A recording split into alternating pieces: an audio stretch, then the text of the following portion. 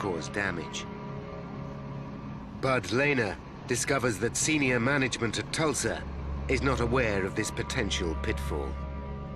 We were a little bit surprised that somebody hadn't observed this operation and thought beforehand that there's a possibility that this is going to cause some damage that could be catastrophic.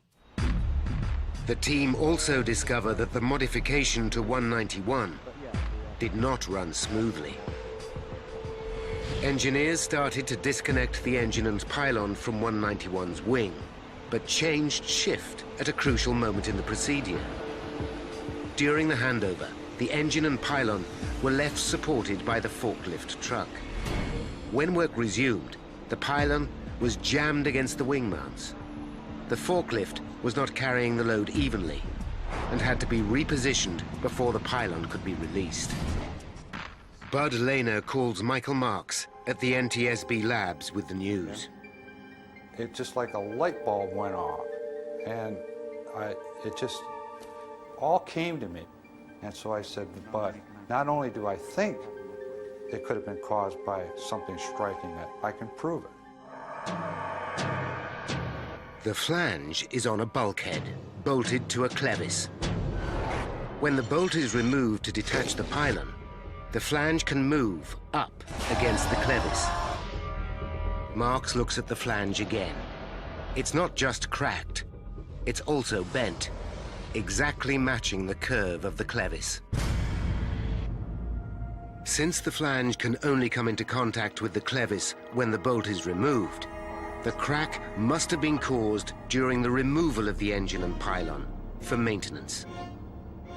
Finally, Marks knows why the engine broke away from the wing. He's also uncovered shortcomings in the way the DC-10 is serviced by American Airlines. But Marks is aware that DC-10s are able to fly with just 2 engines. Airplanes don't crash just because an engine comes off. We've had other engines that have come off and flown away and landed, and nobody gets hurt. There had to be other reasons why this particular accident happened. The spotlight turns to the pilots. Was pilot error responsible for the crash of 191?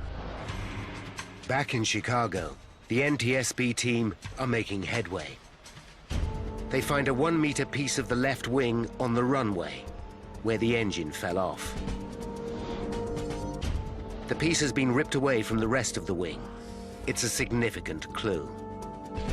This part of the wing carries the hydraulic controls for the slats, which are vital for takeoff. The investigators begin to understand what happened. The engine pylon broke away at the weakened flange. The engine swung round the front mount, up and over the wing, ripping out 1 meter of the leading edge, including the hydraulic control. This is crucial information. At takeoff, the slats on the leading edge extend to increase lift. Without the hydraulic system to hold them in place, wind pressure causes the outboard slats to retract. This reduces lift on the left wing, and the plane rolls to the left. The team has made a major breakthrough. But the DC-10 design includes a backup hydraulic system. Although this was also damaged, there was still enough fluid to re-extend the slats. What's more, instruments in the cockpit would warn the pilots that the slats had retracted. So why didn't Dillard re-extend them? The team realized the answer lies in the abrupt ending of the cockpit voice recording. The takeoff was regular. The electrical circuit that operates both the voice recorder and the slat warning system was powered by the engine on the left wing.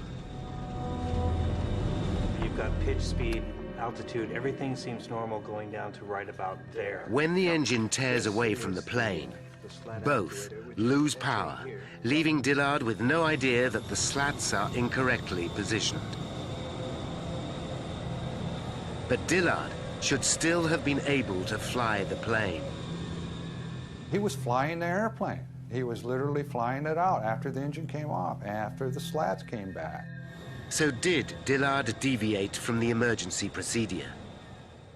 The flight data recorder shows that when he lost engine 1, Dillard reduces speed to V2, exactly as trained.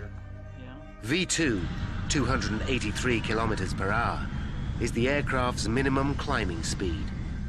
Dillard was doing everything by the book, yet still, the plane crashed.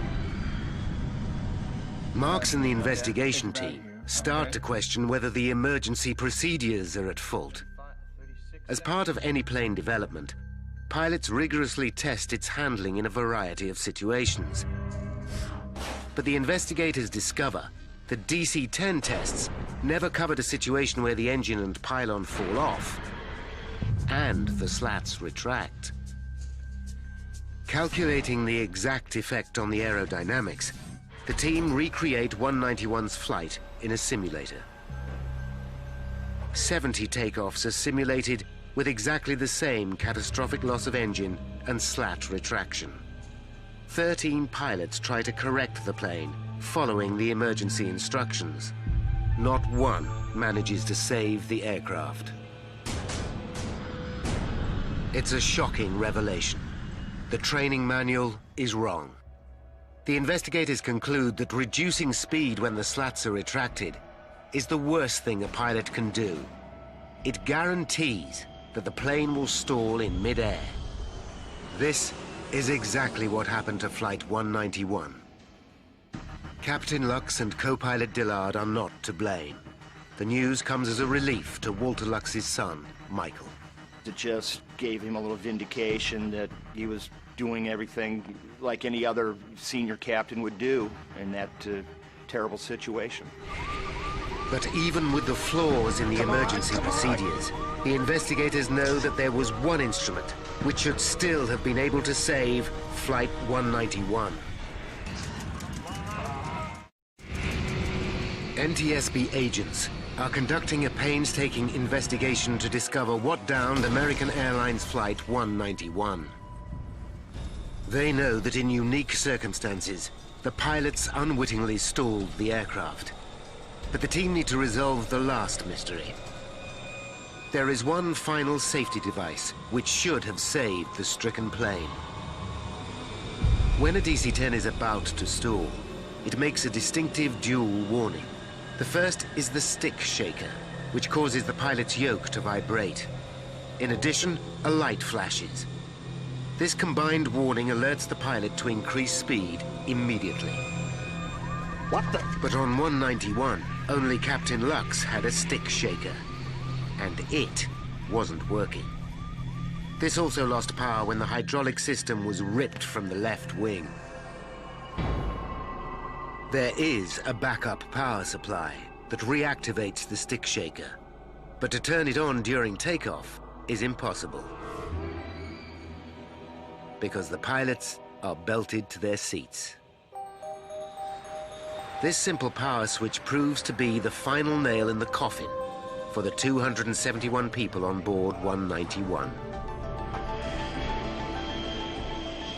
Now, by rewinding the events of that fateful day, and by following the evidence uncovered during the investigation, we can finally reveal how Flight 191 crashed. 5 minutes to disaster. 191 taxis to runway 32R at Chicago O'Hare Airport, ready for takeoff. American 191, on our way. The fatal flaw that will down the flight starts 8 weeks earlier, when the DC-10 undergoes maintenance. As the engine and bulkhead are detached, a flange cracks. Every time the DC-10 takes off and lands over the next 8 weeks, the crack gets worse. 1 minute and 19 seconds to disaster. 191 starts its takeoff roll. During the roll, the cracked flange on the pylon fails. The pylon is now only supported by the front bolts. As the nose lifts for takeoff, the pylon rips away from the forward mount, up and over the left wing, taking 1 meter of the leading edge with it. This breaches the hydraulic systems and cuts off the electrical supply to vital cockpit instruments, including the stick shaker. 32 seconds to disaster. Damn.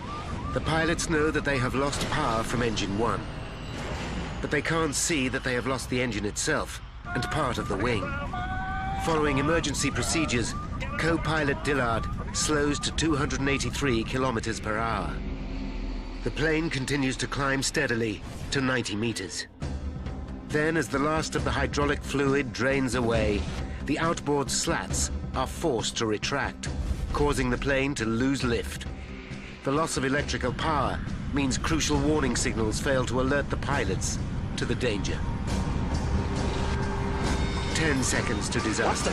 The plane rolls dramatically to the left. The pilots fight to correct this, but the aircraft continues to roll until its wings are past the vertical and the nose pitches below the horizon.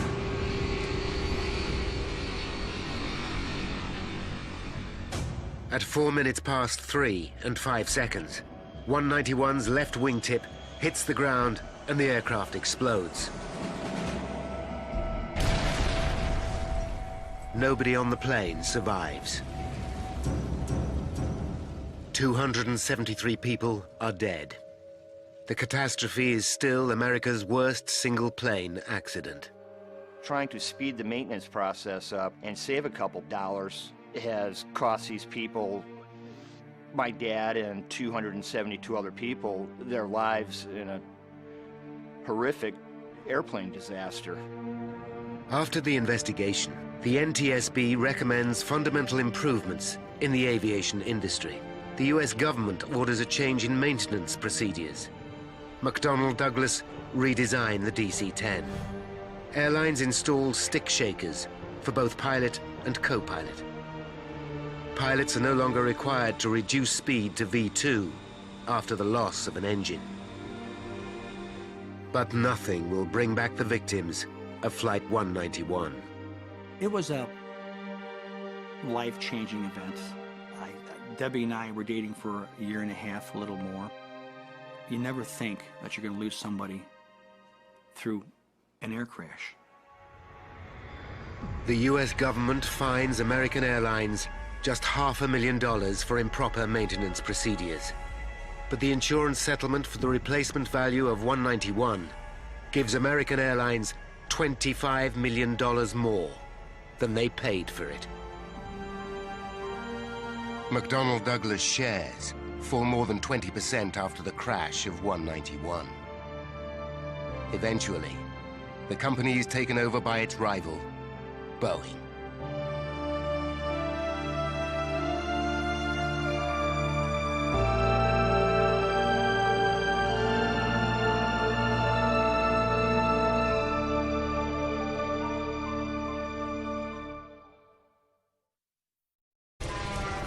Unravel the clues and count down those final seconds from disaster.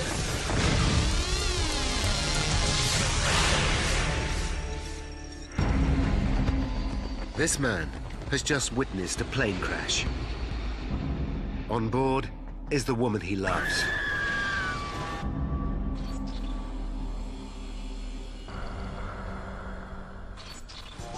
North America, Illinois, Chicago.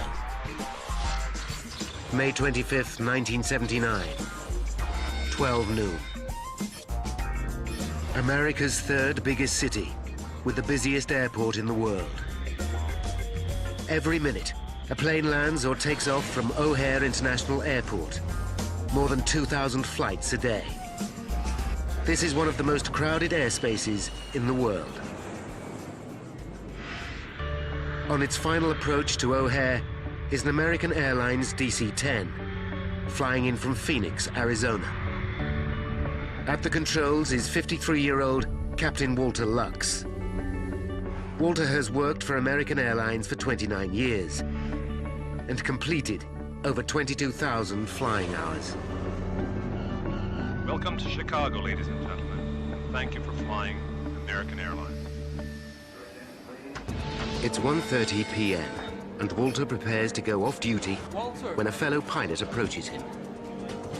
The colleague has to attend a family function and asks Walter whether he'll swap shifts and take flight 191 to Los Angeles that afternoon. Walter has to think hard.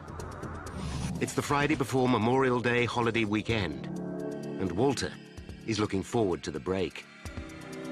He lives in Phoenix, but this weekend he plans to stay in the family holiday home in the Chicago area with his son Michael. It's a neat little house in between two lakes that my dad has purchased way back in 1959. Usually we're out on the water, either fishing or sailing. The request will mean Walter changing his plans, but he also knows he can call for a return favor in the future. Okay, I'll see you soon. Back we go again, huh? Let's go. There's no time to let his son Michael know about the change. He'll have to call him from LA. Already, passengers are checking in for Flight 191. 21-year-olds Deborah Ann Maruzzi and Doreen Malik are going on the holiday of a lifetime to Hawaii. Debbie's boyfriend, Ray DeVito, sees them off. Bye now. See ya. I'm thinking what a great day it was and just how wonderful it is to be able to just hop in a plane and fly to Hawaii. They were going to land in LA and then take off from LA off to Hawaii. I was just caught up in their excitement as well. At 2 p.m., Captain Walter Lux hooks up with his co-pilot, Captain James Dillard, another experienced pilot. They'll be flying a DC-10 to Los Angeles. McDonnell Douglas launched the DC-10 in the early 1970s as its own long-haul wide-body jet to rival Boeing's 747. Both McDonnell Douglas and American Airlines rely on the DC-10 to assure their future at a time of turbulence in U.S. aviation. The previous year, in 1978, the industry was deregulated, and established carriers like American Airlines expect to face cutthroat competition for passengers. But the DC-10 is a plane with a troubled history. Since 1971, there have been 3 fatal accidents in which 349 people have died. The worst was in 1974 in Paris, when a Turkish Airlines DC-10 crashed just after takeoff. A cargo door blew off, leading to catastrophic loss of pressure. 346 people died. Nevertheless, the DC-10 and its cutting-edge flight control systems are popular with pilots, including Walter Lux. He thinks it's a great airplane. He's became a captain on it. Great airplane, especially in the weather in Chicago. February, March, big snowstorms when a lot of other airplanes might have to divert. Flight 191 is one of the oldest DC-10s in service. It's flown nearly 20,000 hours since 1972. But the plane recently had a major service. It was given the all clear. At 2:30 p.m., Deborah and Doreen are among the passengers taking their seats. The flight attendants know they'll be busy. It's a holiday weekend, and the plane is almost full. A final count confirms that all 258 passengers are on board. 2:45 p.m. 49-year-old James Dillard will pilot the plane at takeoff and landing. Engine anti-ice. This is the first time he's flown the route from Chicago to LA. But for a pilot with more than 1,000 hours flying DC-10s, it shouldn't be a problem. It's just before 3 p.m. Chicago Tower, American 191 K5, ready for taxi. American 191 Heavy, proceed to 32 right via the bridge. O'Hare Control Tower clears the DC-10 to push back and taxi to runway 32R. Air traffic controller Ed Rucker monitors 191's progress. American 191 Heavy, monitor tower on 118.1. Ray DeVito watches from the observation deck. I was first mesmerized by the sheer beauty of this airplane. Beautifully finished in a very high gloss, shining aluminum finish. Thinking, you know, how does this thing even fly? At 3:01 p.m., 191 pauses for an incoming plane. 32 right, position and hold. All right. A minute American later, 191, it's turn cleared right, for heading takeoff. 330, cleared for takeoff. 32 right, no delay. American 191, on our way. In standard pilot procedure, both Dillard and Lux move the throttle forward. V1. The wing slats are extended to increase the plane's lift. Within 50 seconds, the 170-ton DC-10 reaches takeoff speed. Rotate. But just as co-pilot Dillard eases the plane's nose into the sky, he notices he's lost power from engine 1 on the left wing. Damn. Ed Rucker watches from the control tower. We need equipment. We blew up an engine. Flight 191 is in trouble. But it's too late for the pilots to abort takeoff. They are now committed. Loss number 1.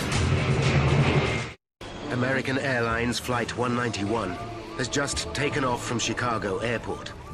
As it leaves the ground, it loses power from the engine on the left wing.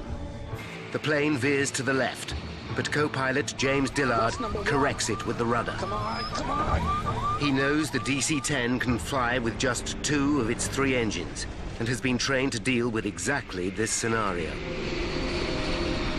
To reduce the load on the 2 remaining engines, Dillard follows AA guidelines and slows the plane to the minimum climbing speed, V2, 283 kilometers per hour. Air traffic control hurriedly make preparations for the DC-10 to return for an emergency landing. All right, American 191 Heavy. Do you want to come back? And to what runway? The pilots know the emergency is far from over, but they have the plane climbing evenly again, though slightly slower than normal.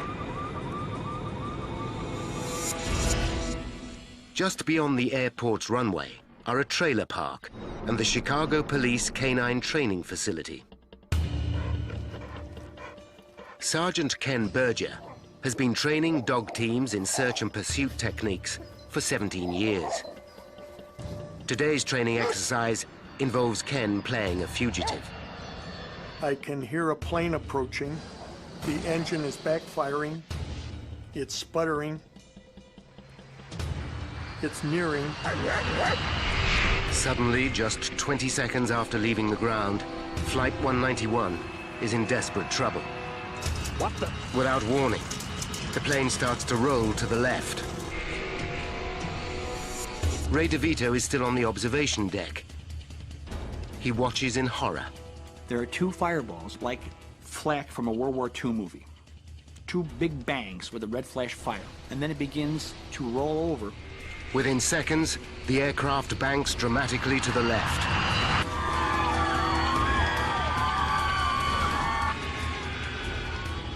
Ken Berger and his colleagues see the plane in trouble.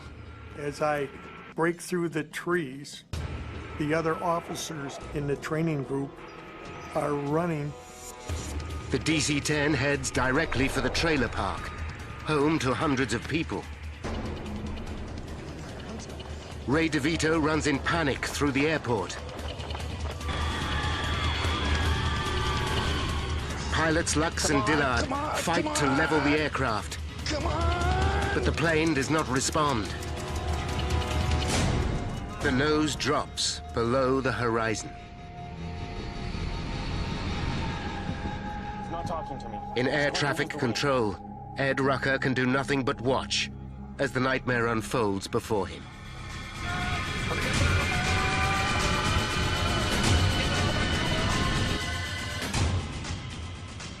Flight 191 smashes into the ground just short of the trailer park.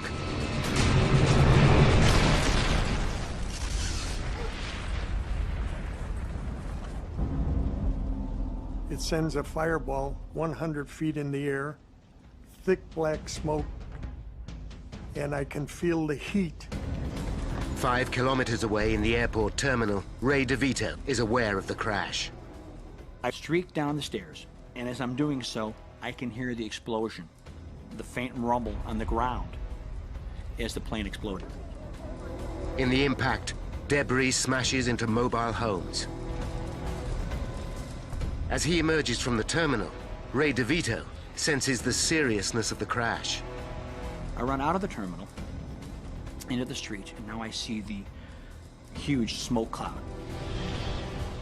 Berger and his fellow officers are enveloped in thick, black smoke. There's fire, ground fire, a very acrid smell in the air of burning fuel, of burning flesh. Ray DeVito finds his way onto the airport tarmac and sprints towards the crash site, along an active runway. I'm thinking as I'm running, dear God, let her be safe, let the aircraft be safe, let this not be as bad as it looks. Could Deborah, or anyone on board Flight 191, survive such an horrific crash? American Airlines Flight 191 crashes. Just 31 seconds after taking off from Chicago's International Airport. 271 people are on board. Ray DeVito races to the scene to find out if his loved one is among the survivors. 3:15 p.m. Just 11 minutes after the crash, the first firefighters arrive. Among them is paramedic John Heavey. There was a haze in the air, and the one thing I distinctly remember was the absolute, utter silence. No sounds, nothing whatsoever. As the emergency services begin to search for survivors, local news crews also arrive. Ray DeVito has run 5 kilometers to reach the crash site. When I arrive at the crash site, I see pieces of airplane strewn about. I assumed I'm not at the proper site because there's not enough pieces of plane or things here for me to recognize. By now, the emergency services realize their task is hopeless. John Heavey and his team confront the horror of the scene. There were parts of what we didn't know what they were until we got closer. There were just parts and chunks of people that were soaked in jet fuel that were burning. The twisted wreckage of 191 lies scattered for hundreds of meters. Debris has smashed into the trailer park, destroying 5 homes. 2 more people are dead. Even seasoned professionals are overwhelmed by the scene. It's something you can never forget. And the hopelessness that you can't help anybody. You can just stare in disbelief that in a second, all this could happen. There are no injured on the ground. Everybody has parachutes. News of the devastating crash flashes across the nation. Started to climb. He kept on climbing a little bit. As soon as it collapsed and it hit the ground, the spark set off the jet fuel, and this whole place was nothing but a sheet of flame.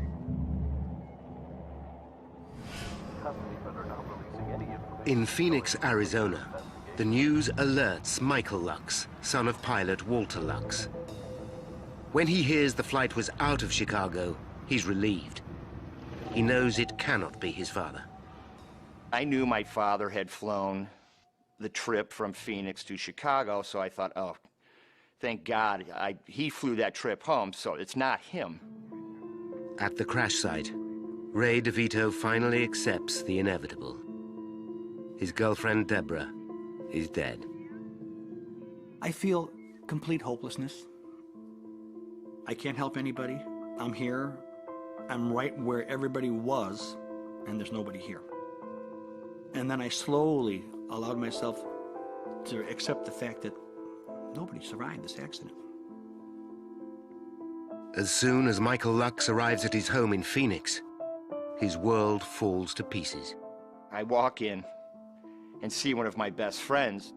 He just has this look that I've never seen, and I was startled, and then I realized our house is full of people, and, you know, where's my mom? What's going on?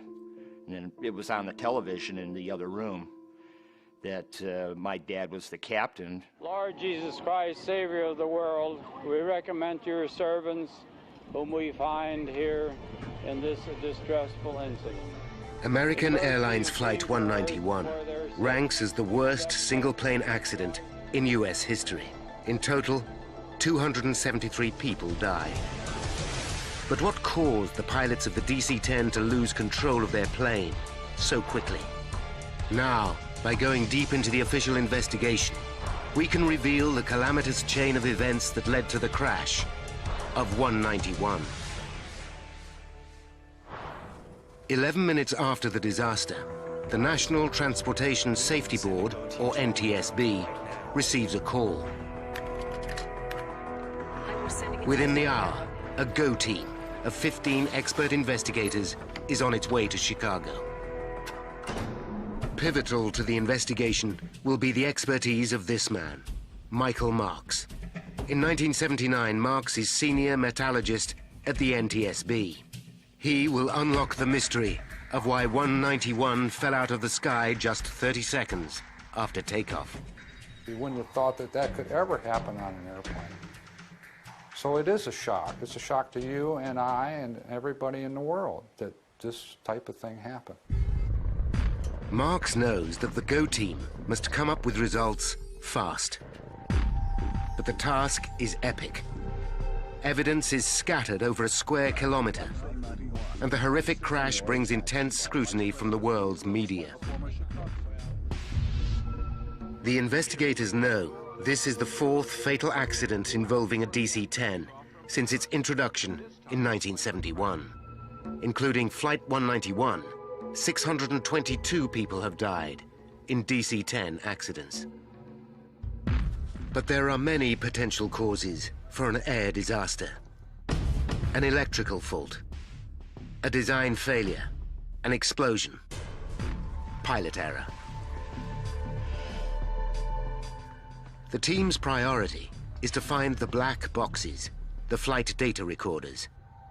The information they hold is so vital, they are enclosed in armored casing. So-called black box, it can take a tremendous amount of impact force as well as fire damage before it becomes useless. But could they have survived an impact of this magnitude? Until they find the black boxes, the NTSB experts must start at the very beginning. Weather conditions were perfect for flying, and air traffic control report no obvious outside interference, such as another plane or a collision with a flock of birds. But one thing is immediately clear. Halfway down the runway, they find the remains of Engine 1.